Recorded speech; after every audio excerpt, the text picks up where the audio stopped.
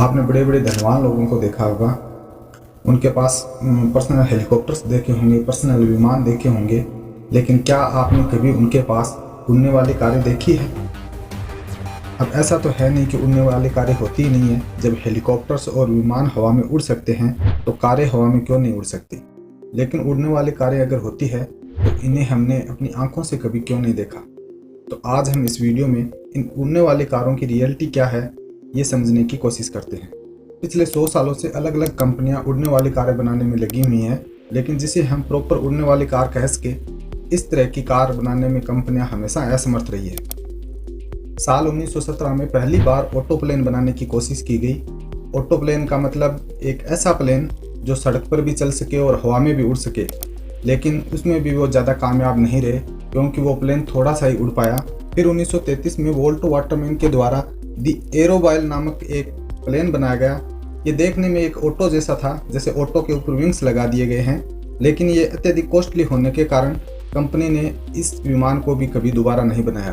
फिर 1945 में the Robert Edison फुलरॉन के द्वारा एयरफीबियन नामक एक फ्लाइंग कार बनाई गई। ये देखने में तो एक विमान जैसी ही कार थी, फर्क सिर्फ इतना था कि इसमें जो नीचे यात्रियों को बैठने वाला हिस्सा है वो खुलकर सड़क पर चल सकता था और इस कार को विंग से अलग करने के लिए लगभग 5 मिनट का समय लगता था। फिर 1947 के अंदर हेनरी ड्रेफुस के द्वारा कॉनवेयर मार नामक एक उड़ने वाली कार बनाई गई।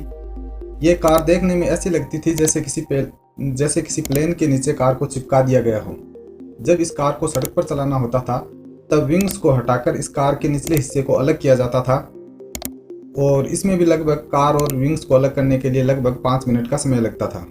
अभी तक जितने भी फ्लाइंग कारें बनी उनमें से एक भी ऐसी नहीं थी जिसे प्रॉपर हम फ्लाइंग कार कह सके, लेकिन साल 2020 के बाद अनेक कंपनियों ने इसमें काफ़ी सराहनीय कार्य किए और कई कंपनियों ने ऐसी कारें बना दी जो आज मार्केट में भी अवेलेबल है, जिसे हम पैसे देकर खरीद सकते हैं। तो आइए इन कंपनियों के बारे में जानते हैं कि उन्होंने किस तरह की फ्लाइंग कारें बनाई हैं। स्वीडन की एक जेटसन एरो नामक कंपनी है, इसने जेटसन 1 नामक एक इलेक्ट्रिक कार बनाई है। ये कार हवा में उड़ सकती है।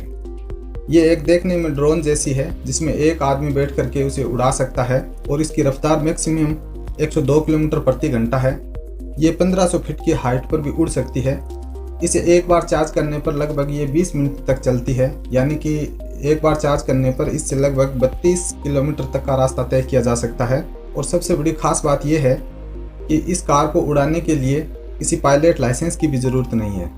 कंपनी के अनुसार इसे उड़ाना बहुत ही आसान है।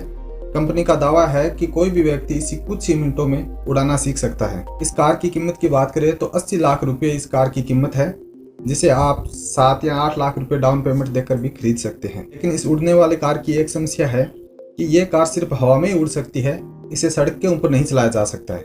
लेकिन अब हम ऐसी कार के बारे में बात करेंगे जिसे आप प्रॉपर कार कह सकते हो, सड़क पर भी चलाया जा सकता है और हवा में भी उड़ाया जा सकता है। स्लोवाकिया देश की एक कंपनी ने एक ऐसी कार बनाई है जो देखने में BMW कार की तरह है। जून 2021 में नित्रा एयरपोर्ट से लेकर ब्राटिस्लावा एयरपोर्ट तक इस कार ने पहली उड़ान भरी।